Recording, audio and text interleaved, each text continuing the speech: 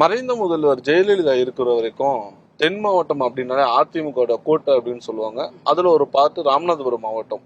ஆனா கடந்த தேர்தலில் 4 தொகுதியுமே திமுக தான் வெற்றி பெற்றிருக்கு. இதுக்கான காரணம் என்னவா இருக்கும்னு நினைக்கிறீங்க? இந்த தேர்தலுடைய களம் எப்படி அமையும்? கண்டிப்பா கண்டிப்பா.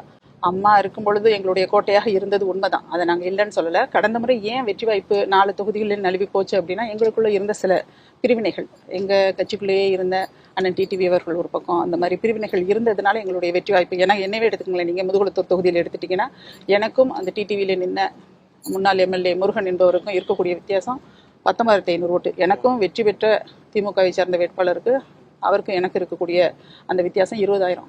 இதுதான் வெற்றிக்கான காரணம். அவருடைய வெற்றிக்கான காரணம் தான் என்னுடைய தோல்விக்கான காரணம். அது ஒன்று மட்டும்தான். இந்த குறை இந்த முறை இல்லை.